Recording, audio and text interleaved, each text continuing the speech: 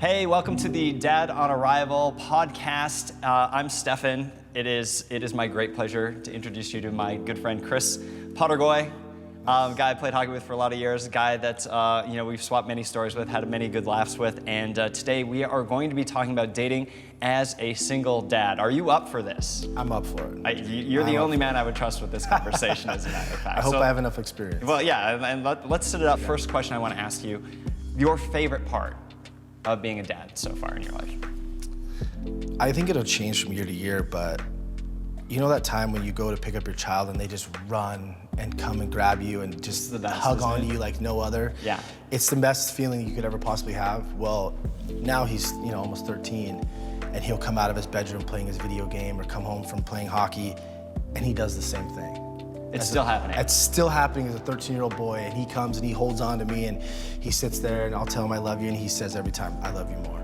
Every time. And for me, that's a genuineness of just like, he's a good, loving kid, and that just is so amazing for me. And I see that in your relationship all the time, because he's in the dressing room sometimes with us before hockey, and your relationship always just blows me away. It's like, because you look at you and you wouldn't be, the first thing you wouldn't go is like, oh my God, this guy's like a hypersensitive single father whose kid tells him he loves him all the time, but I feel like that's what you are. The reason that I wanted you to come on and talk to us today was one, because your son Dylan's now, what, 12, 13? He'll be 13. He's turning 13. You have a completely different single dad experience than I have had with Indy just being 6 years old. So we'll get into talking about that. And also because, after a long day of shooting podcasts, sometimes we need a cold one, and you're the guy that I can sit here and have a conversation with and talk single dadness. Well, we appreciate Golden Road's Wolf Pup, which is hopefully one day will be a sponsor. So Kegs, that's on you.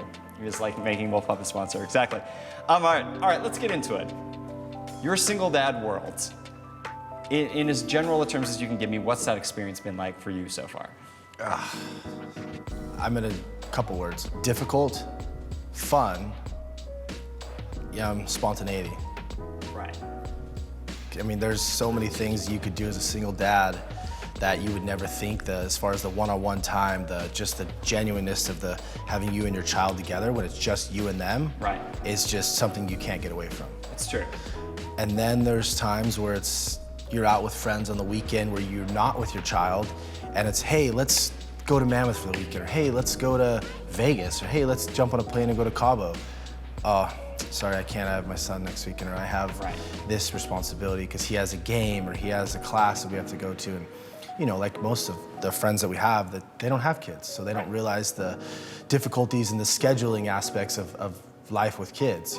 They have a dog, or they could, It's like having a kid, though. That's what they'll tell you. They say, it's not like having a kid. Anybody that tells you the dog is like having a kid, it's not the same. It doesn't train you at all. No, you can't leave the bowl of food out with the water bowl. Maybe when they're young enough, when they're like 2 or 3, you just put the bowl of food on the floor and they're going to be happy with it. But usually, no, it doesn't work. Yeah. Exactly. All right. Well, I want to get into the difference between having a 6-year-old and having a 13-year-old with you. Like, what's it like having a teenager around? What are the challenges now that you didn't have like 4 or 5 years ago when he was much younger? He's very perceptive on what's going on. As far as dating and phone calls, whereas before, when I first became single, I would just be able to talk on the phone and not really worry about what he's hearing or what I'm saying, respectively. But now I always watch names, who I'm talking to, FaceTime stuff, because FaceTime is really big now. Everybody wants to FaceTime, everybody wants to talk face to face, especially with COVID and stuff. So I'm very selective on who I talk to in front of him, just based on respect for him and respect for his mother. I don't want to put him in a situation where he has to be like, oh, who's dad talking to, or what are they talking about? Let's start with just that question. How much do you share right now? When do you share it? Like, in terms of like where your relationships are at, when is the time when Dylan becomes a part of that conversation, or are you just gonna blow right through that and be like, I don't want to be that involved because I don't want to put any of that kind of pressure on him? Yeah, well, at the beginning, I was very selective on dating in regards to just basically, I didn't want to subject him to anything or anyone, just out of, again, respect for him and his mother. I didn't bring anybody around him. I would say I dated a girl for a good 1.5 years, and it took almost to the end before I finally brought her around. Right. He knew of the name a little bit because he would see in the truck the name would be on there and whatnot, but as far as who she was and whatnot, he didn't know anything about her. And then, you know. Did he ask? He never asked. Oh, He never interesting. asked. All right. I told him I was gonna bring some people around. The first time I introduced them, I made it like a group setting. There was 5 of us there. We Which I think cooked is dinner. key. That's a really I good didn't want to tip. do that awkward Yeah, no, one-on-one. not a Let's one-on-one go to thing, but a group dinner. thing. Weird, Exactly. yeah. So we went to dinner. Oh, sorry.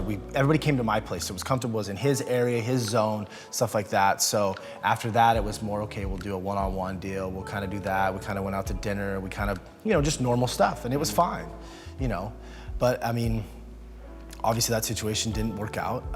Like some things just don't. But after that, I introduced him to another girl, but it was totally by chance. We happened to be out in Venice Beach. We were at the Whaler, and we're there, and she goes, "Hey, are you at the Whaler?" I'm like, "Yeah." She goes, "I'm gonna stop by." I'm like, I'm with my son. It's Exactly. like, This is a thing that like happens for single dads. It Yeah. doesn't happen to normal people. So how do No. you react in that situation when you're out with your son in a place and she just decides she wants to come and see you? And that's what I told her. Because obviously we're texting about it, and I'm like, "Hey, I'm with Jake, one of my buddies, and Dylan." She goes, "Well, is that a problem?" I said, "Well, yeah, it's kind of a problem. Like, we're not at How that." did she take that? She got kind of upset at first. Okay. You know, which I expected, but I told her at the same time, like, listen, you have to understand, like, I'm not introducing people to my son, because what kind of perspective would that be if I just introduced multiple women in and out with my son? That's terrible. It's bad form, it's bad look, it's just a bad role model, you know, and I wouldn't want that as a kid, especially 11 years old, 10 years old, so I wouldn't want to do that to him.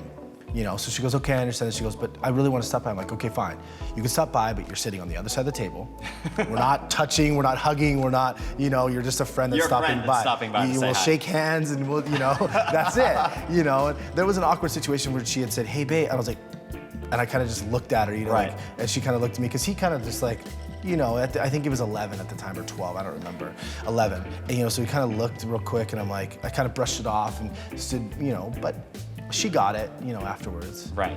But Totally. it's, yeah, you know, and then, you know, there was one other time where I was dating a woman that was a little bit more high profile, and there was some stuff that ended up in magazines, and I remember when this happened. She shall remain nameless, but it was a topic Yes. of conversation inside the dressing room going, Yes. "Do you guys see that picture of Chris on such and such TV show on the front of this magazine with such and such person?" Yes, yes. It was quite entertaining for us. I'm sure not Yeah. quite as good for you. It wasn't. I mean, it was cool because obviously they didn't say anything negative about me. It was Sure. compliments, which was great. Sure. But You're at the beach. You're a pretty ripped dude. yeah, What are they going to say? I felt good about Exactly, it, yeah, right? exactly. You know. But I talked to Dylan about it. I'm like, "Hey, I'm gonna let you know," and I showed him the article, because I was like, "I need to show you this just in case something, whatever." Right. And he made fun of me because of the little names that they called that's and whatnot. great. So it was cool. But he even still to this day laughs about it. So Yeah, I'm glad he was old enough to like see the humor in that. Yeah. And this is not a problem that most single No, dads have, yeah. is being splashed on the front of a magazine with somebody who's like a high-profile person you're dating. Yes. But good on Dylan for having such a good attitude. yeah, about and it. like I said, he's still, even now, he's gonna be 13, so the trash talking level of a 13-year-old boy is, you know, it's of the utmost importance of their right. life right now. He's got so- this over Yes, you yes, continually. yes, Well, you're gonna have to constantly. deal with that. Yes. So it's nice. All right. So that being said, we talked about some of the, you know, the situations you found yourself in where you like, hey, you know, have had that conversation.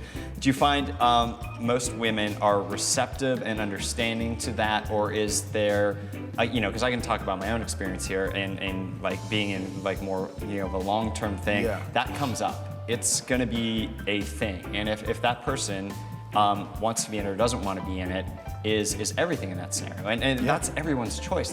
Everybody gets to make that choice. There's nothing wrong with wanting whatever it is that you want for your life. Yeah. But there is certain sidecar parts of you that come with Dylan existing in that scenario. Yeah. Has it either stopped relationships or prevented relationships from happening for you, or just that people aren't on it? Like, how has it presented a challenge? It's stopped possibility of relationships. Right. I wouldn't say it would stop relationships, because if it would stop a relationship, that would have never been a relationship with a person because of person it. is, right. Exactly. But it has stopped plenty of potential relationships. Automatically, when they're like, "Hey, you Yeah. know, look at your pictures," and while you're talking to you, they're looking at you. I mean, it's kind of like the way of norm of life. It's just like, that's kind of rude, but whatever. It's normal dating in LA. Sure. now. Now this is the way of the world. You might as well get with it, or like don't date So it on. I immediately say, "Hey, I'm letting you know, I have a child. Mm-hmm. This is my situation, whatever." And you'll see with some of the girls, their situation, like their face, they'll go from like that bubbly open face to, as soon as you say you have a kid, they'll be like, "Oh, okay." And you're like, and I'll know right away. Right away, Oh, right. okay. Nice to meet you. We'll exchange our Instagrams and we'll say we're gonna hang out, but I'm never gonna. It's not gonna happen. I'm never right. gonna see you again. And Right.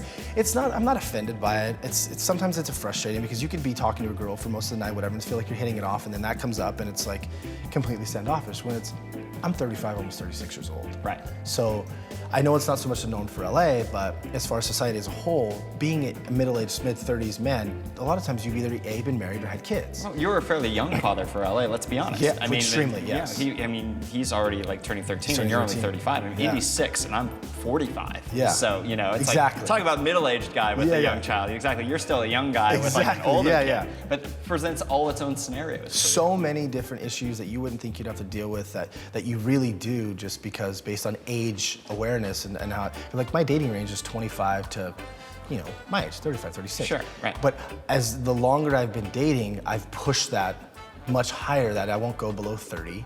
It's just not, and they've got to be a career-oriented person, stuff like that, just based on relativeness of who I am as a person. And you can't be dating somebody who's in the party scene, the bar scene, and stuff like that. Don't get me wrong, I like going out and having a good time, but it's just relativeness Sure. of understanding of having a child. That's one of the things. It's like, okay, if you want to be a part of that life, then yes, there's the option, but you're going to immediately set a strike through Yeah.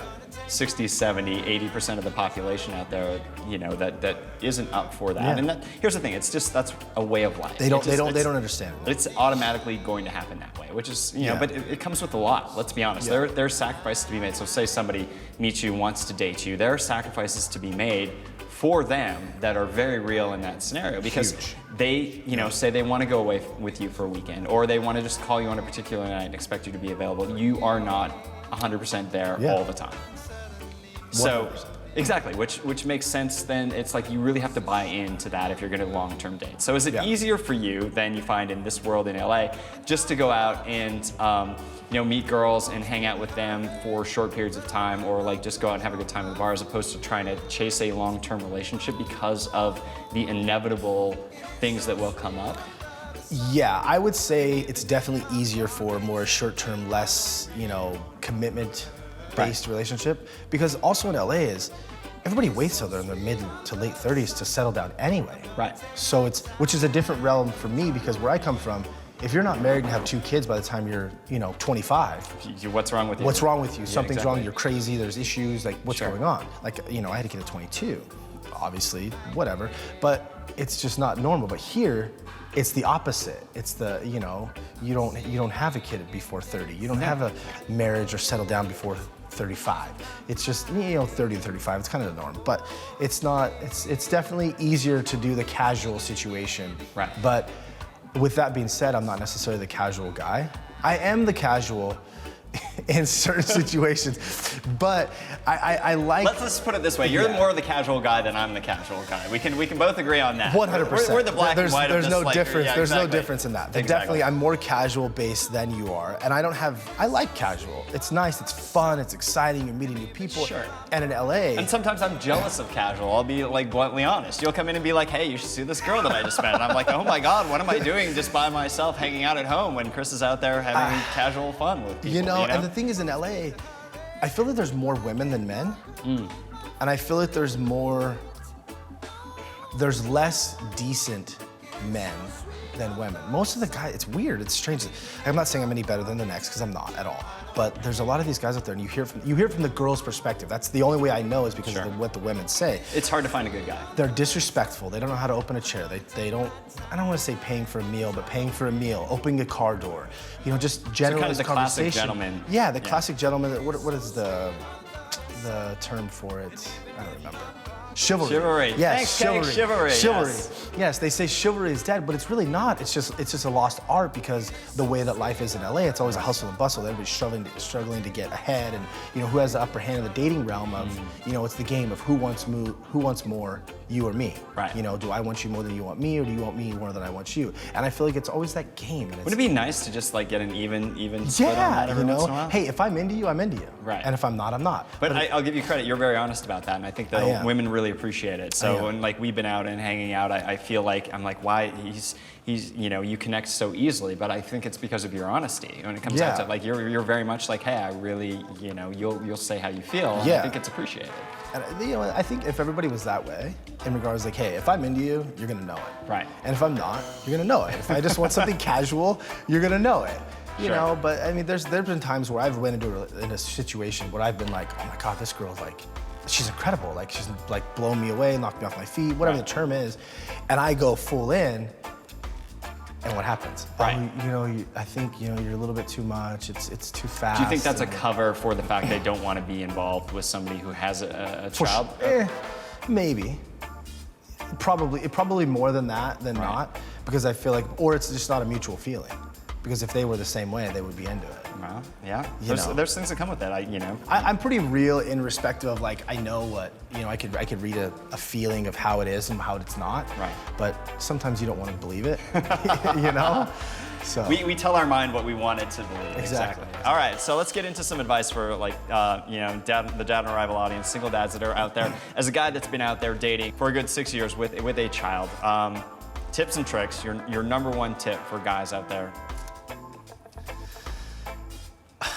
Let them know ahead of time. Don't wait to say that you have a kid. Like for me, on my phone, I have a picture of me and my son. So most of the time you have your phone, it's in your hand, and they see it right away. Who is that? That's my son. Right. Just based on respect for the other person and respect for yourself. Like you don't want to get them emotionally involved and then later on find out that you have a kid. Right. Like I did the whole dating app thing. Sure. I tried it. How'd that go for you? Yeah. I mean, it's interesting. You become pen pals with so many it's just a pen pal rather than actually seeing Did it take a lot of time? As somebody who's never been on a dating app, I'm like, how much time did it take out of your life? Way too much time. The Okay, thing is, we don't have enough time as a single dad to like be that, Talking, well, the other thing is I found out when it was not for me when I met up with a girl and I was sitting there talking to her and I was talking, she goes, you don't have any idea who I am, do you? I was like, aren't you? So, did you get her confused with somebody else? Yes. Pen pal? Yes. Oh, you didn't. Yes. Oh. Yes. Oh. So I was this is like sending guy. a text to the wrong girl. Exactly. Okay. Except you're texting 25 girls at the same time, so you don't really. It's terrible. Okay. Anybody that can manage that life is. They don't have. I want to shake your hand. Lack of time that we have right now. Let's put it that way. Exactly. So, all right, for single dads, stay off the dating app then. Stay off the dating. All right. Yeah. Cool. Yeah. It's just meet somebody as authentic as it possibly can at the grocery store, at the coffee shop, wherever it may be. Because the bars are what they are, but the more genuine of like walking down the street, seeing somebody, I feel like that's fun. It's exciting to meet somebody that way. Right. I think that's a lot of fun too. And I love your tip about just being honest right away in terms of like getting it all out there, so everybody knows what they're in for and what's happening in that situation. Yeah. Amazing. Well, Chris Podergois, we're going to continue this conversation on Dad on Arrival over beers. Yes. I want to get into, next time you're here, I want to get into some specifics about scenarios, and we're going to track some things, and we're going to share with everybody out there some of the dating pitfalls while dating and being a single dad. But I can't thank you enough for your candor and your honesty. So many good things, I think, for everybody to learn. So thanks so much for being here.